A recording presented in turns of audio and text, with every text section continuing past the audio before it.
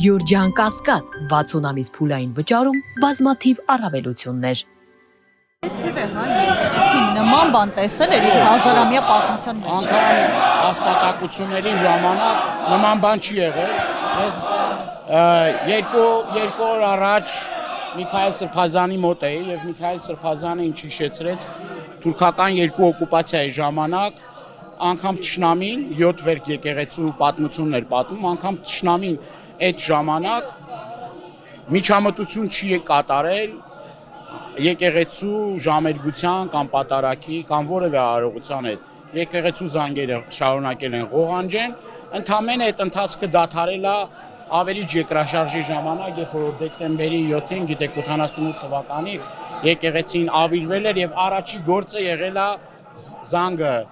վերականգնել է, զանգերը վերականգնել է եւ ելի 2 օր հետո զանգերը ղողանջել են։ Դուք տեսնում եք ինչ է կատարվում։ Դուք տեսնում եք ինչ է կատարվում թուրքական եւ ադրբեջանական մամուլում։ Ցնծության մեջ են։ Փաշիզադեի սիրտնա փառավորել, Էրդողանի սիրտնա փառավորվել, ուրեմն Ալիևի սիրտնա փառավորվել, Թշնամու սիրտը այս մարդիկ այսօր փորձեցին որ փառավորվի, բայց փառք Տիրոջը, փառք հավատավոր մեր ժողովրդին, որ կարողացան շատ ճիշտ, շատ կազմակերպված, հեզությամբ, խոնարհությամբ, առանց որևէ մի բախումների եւ մենք նույն կոչն ենք արել մեր հայրենակիցներին, մեր հավատավոր ժողովրդին, որ որևէ մի բախման չգնան, այստեղ աղոթք են հնչեցրել նաեւ իրենց ճիշտ ընթացքի մեջ հայտնվելու, որ այդ մարդիկ ճիշտ ընթացքի մեջ հայտնվեն, այդ չարություն իրենց մեջից դուրս գա, ատելությունը դուրս գա, համերաշխություն տիրի,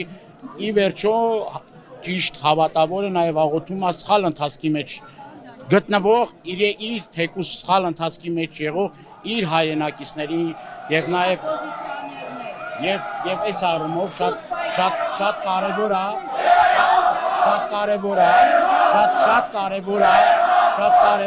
որ մենք կարողանանք այն մարդիկ որոնք որ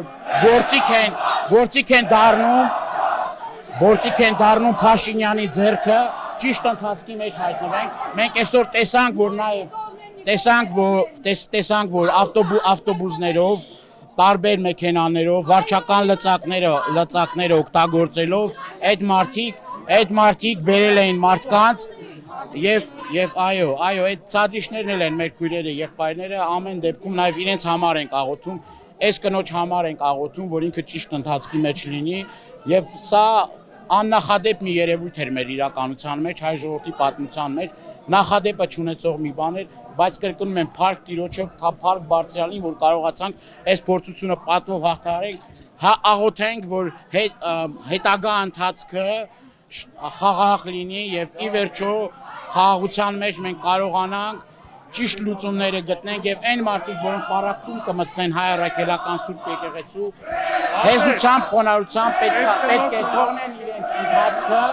եւ շարունակեն ուրիշ գործով զբաղվել, կապ չունեն հայ առաքելական Սուրբ եկեղեցու հետ։